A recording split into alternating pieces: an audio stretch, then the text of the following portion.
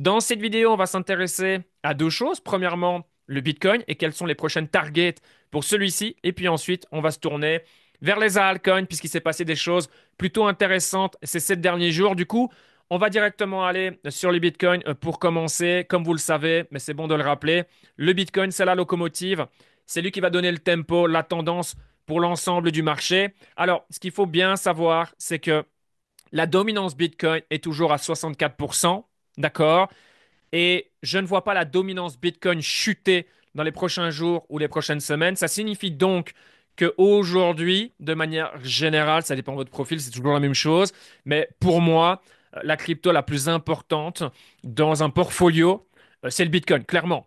Voilà, moi personnellement, plus de 50% de mon portfolio est composé de Bitcoin et je n'ai aucune raison réelle aujourd'hui d'échanger des BTC au profit d'altcoin. D'accord? Simplement basé sur la dominance Bitcoin que je vois encore évoluer dans les prochains jours et les prochaines semaines et atteindre, pourquoi pas, les 66%. J'espère me tromper, ça sera peut-être le cas. Si c'est le cas, ça veut simplement dire qu'il est préférable d'avoir du Bitcoin que des altcoins dans son portfolio. Et bien sûr, qu'il y a des altcoins, qu'il y a des meme coins qui ont des setups intéressants, plus intéressants que le Bitcoin, mais ça ne change rien à ma stratégie globale. De manière générale, plus de 50% en BTC, ça me convient très bien et c'est pas maintenant que ça va changer lié aux conditions qui, n'oubliez pas, on est toujours dans un climat d'incertitude, même si on a été un petit peu tranquille cette semaine. C'est pas pour autant que la semaine prochaine, ça sera la même chose. Avec Donald Trump, on ne sait pas. D'accord? Donc, au niveau du Bitcoin, on peut le voir, hein, on a une grosse zone de demande très très forte, en dessous des 80K. À chaque fois qu'on était en dessous de 80K, les acheteurs se sont montrés, donc ça c'est une bonne chose. On le voit un petit peu moins bien ici sur CoinMarketCap, mais grosso modo, le prochain gros niveau pour Bitcoin, c'est les 95K, et vraiment se poser au-dessus.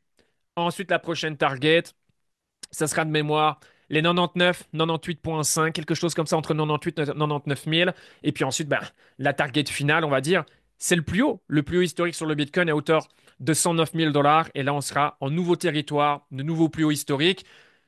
Encore une fois, ça reste le scénario le plus probable selon moi, à savoir que Bitcoin fasse de nouveaux plus hauts. On est environ à 14% des plus hauts atteints en décembre 2024. Donc attention, ça pourrait arriver très très vite et bien plus vite que ce que la majorité des gens ne pensent. Et ça, c'est ce qui est important aujourd'hui. Alors on a un Fear and Greed qui est à 53. Maintenant, si on s'intéresse à l'intérêt et si on regarde les réseaux sociaux, les chaînes YouTube, on est en bear market, on a l'impression. Et on a un Bitcoin à 94 000 dollars. C'est quand même incroyable. Les gens s'en foutent du Bitcoin et du marché des cryptos. Et techniquement, ça devient de plus en plus intéressant. Donc, est-ce qu'on serait dans un scénario que j'appelle idéal? On a une magnifique divergence entre la technique et la psychologie. Je pense qu'on est dans ce genre de scénario. Et si on arrive à passer un cap et être entre 95 et 100, pourquoi pas passer une semaine dans cette tranche et en mois de mai, boum, faire cette transition, repasser au-dessus des 100 000 dollars, ça serait un énorme cap, hein, psychologiquement un énorme message à envoyer au reste du monde, puisque je pense qu'à ce moment-là, ça va faire parler sur Internet, les réseaux sociaux, les gens vont se réveiller, ils vont dire, What? Le Bitcoin est à 100K? Parce que les gens, ils ont oublié Bitcoin, les gens, ils ont oublié les cryptos. Vous voyez ce que je veux dire? Et les gens qui se sont fait rincer ces dernières semaines ou ces derniers mois, la majorité, vous savez, quand les gens capitulent, les gens suivent plus réellement l'actualité. Les gens abandonnent, les gens quittent. Et puis les gens vont revoir les informations quand Bitcoin sera à plus de 100K et les gens vont se dire Waouh! Ou les gens ont vendu certains altcoins en perte et puis là ils vont se réveiller, ils vont se dire Oh putain, merde! Maintenant j'aurais été en profit si j'avais pas vendu. Et ouais, le classique si j'avais su. Donc ça c'est la situation en ce qui concerne Bitcoin, forcément très positif, à confirmer dans les prochains jours. Bon, demain, la clôture weekly, je pense, on sera dans les alentours des 94 000. Je vois pas le prix évoluer entre maintenant et demain, ensuite, on aura notre clôture monthly qui va arriver semaine prochaine. Donc, bref, ça laisse présager du bon. En tout cas, tout ce qui s'est passé ici sur Bitcoin ces 7 derniers jours en particulier, très très bien. Maintenant, au niveau des altcoins, forcément, est-ce que les 1005, quelque chose comme ça, au niveau d'Ethereum, c'était le bottom? Ah, bonne question, personne ne sait, bien entendu. Est-ce qu'on a besoin d'un Ethereum en grande forme pour aller en altcoin season? Autre question, personne ne sait, encore une fois. Voilà, je reste sur ma position où on peut avoir du changement sur ce cycle. Encore une fois, on le voit, on est sur un cycle qui est complètement différent des précédents. Et voilà, je ne serais pas étonné qu'il y ait un narratif qui vienne dans les prochaines semaines ou les prochains mois. Je sais qu'il y a certains ETF où il y a une décision qui va être partagée. J'ai vu Dogecoin notamment. Je pense que c'est le mois prochain, celui de Bitwise. Alors, mettez ça en parenthèse parce que peut-être je me trompe, mais c'est Voilà, une grosse firme. Donc, à voir au niveau des ETF, mais ça pourrait être clairement, voilà, changer la donne si Solana a un ETF et que, voilà, on sait Solana, c'est le Layer One, le grand gagnant de ce cycle en cours. Je pense que c'est aussi dû forcément au meme coin, mais à ce que représente la chaîne Solana. Donc voilà, Solana, forcément, ça reste un coin très intéressant à avoir dans son portfolio de mémoire. On est juste au-dessus, hein. On avait vraiment des niveaux importants à 144, 147 dollars. Regardez, on est à 148 dollars maintenant. Donc voilà, Solana est en train de faire la bascule vers un retournement de tendance. Donc Solana a surveillé de très très près. On a quoi d'autre d'intéressant? XRP.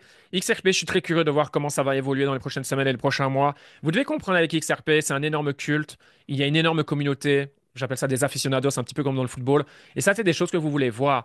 Et c'est quelque chose qui s'est perdu ces dernières années. Les coins qui ont vraiment une communauté qu'on peut appeler des aficionados, c'est principalement des coins qui minimum existent depuis 2017-2018, où les lancements de coins étaient très différents d'aujourd'hui.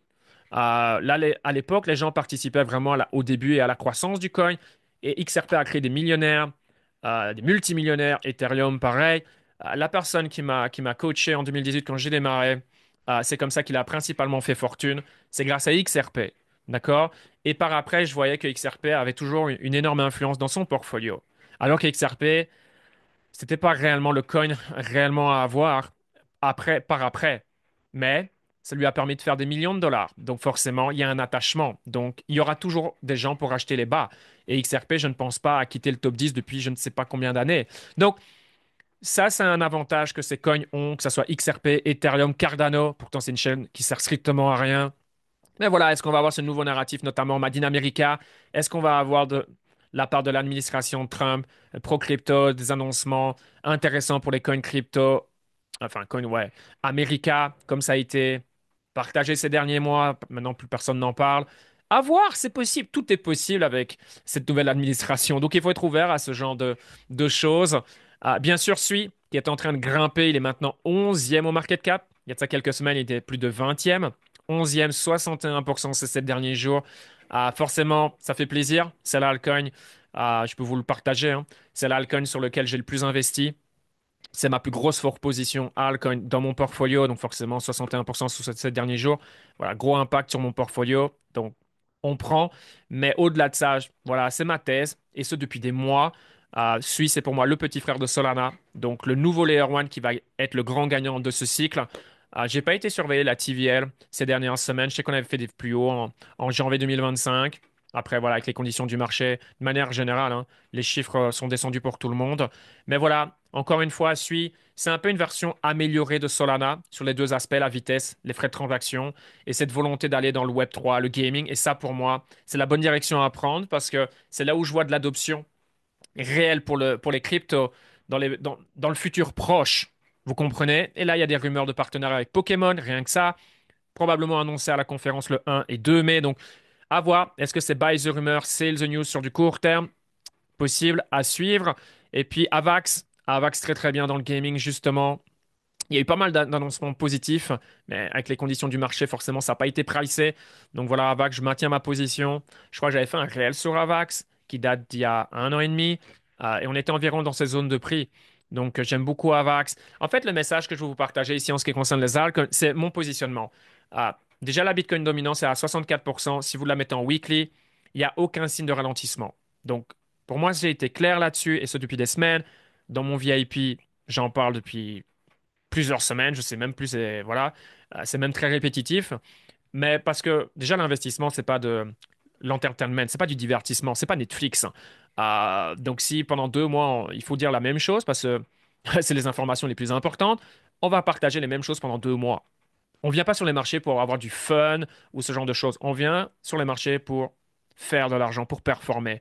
Et aujourd'hui, la dominance Bitcoin, c'est un des graphiques les plus importants qui va forcément avoir un impact sur votre stratégie, comment vous voyez le marché, comment vous allez vous exposer. Encore une fois, chacun sa stratégie, c'est pas un conseil d'investissement, mais en tout cas, c'est comme ça que j'opère. Donc, voilà en ce qui concerne la dominance Bitcoin, forcément, voilà. Donc, voilà quels sont les coins qui montrent des signes intéressants contre Bitcoin. C'est ça qui est important. Sinon, autant rester en Bitcoin et c'est beaucoup plus simple. Et ça nous évite de faire des transactions, etc., etc. Donc, voilà pour moi ici le haut du tableau. C'est suffisant. Les choses peuvent changer très, très vite. Ça peut être la semaine prochaine, mois de mai, mois de juin. Personne ne peut prédire les marchés. Encore une fois, encore plus avec ces conditions dans lesquelles nous sommes.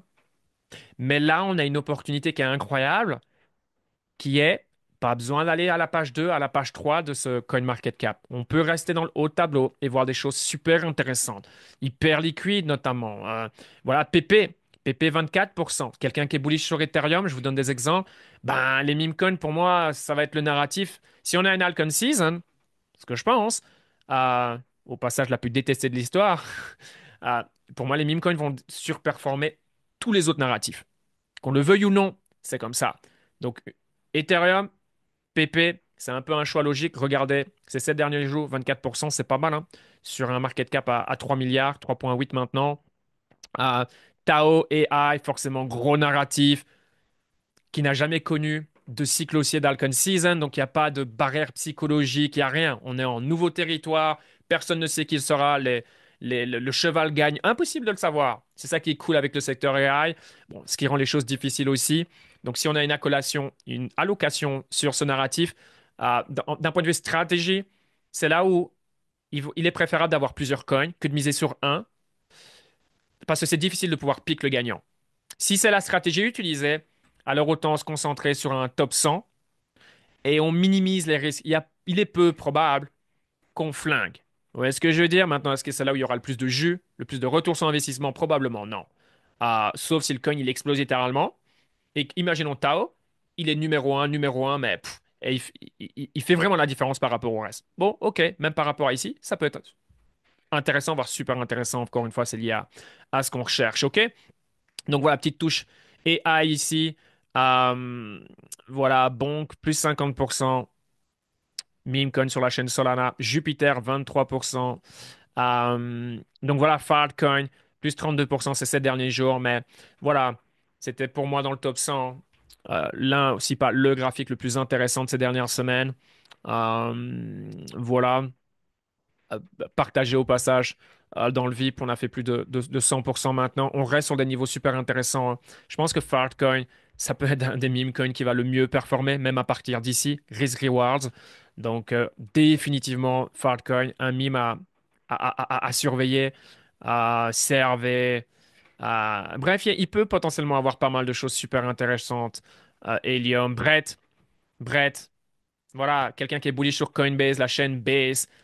Il faut se poser les bonnes questions. Comment Coinbase va garder les gens sur leur chaîne? Vous avez besoin d'une mascotte. Quelle est la mascotte? Voilà, pour moi, ça fait des mois que j'ai partagé Brett. Et Brett est pour moi la mascotte de Base. Et à un moment ou un autre sera listé sur Coinbase. C'est normal, c'est juste du business. Le but, c'est de garder les gens sur ta chaîne, de garder les gens chez toi, parce que c'est comme ça que tu génères des revenus.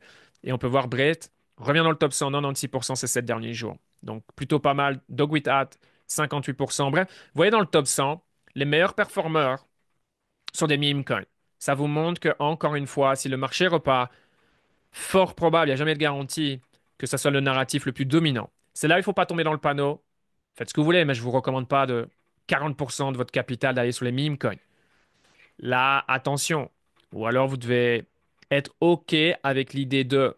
Parce que quand il y a des meme coins qui vont dévisser, c'est littéralement go to zéro. D'accord? Donc, soyez vigilants par rapport à ça.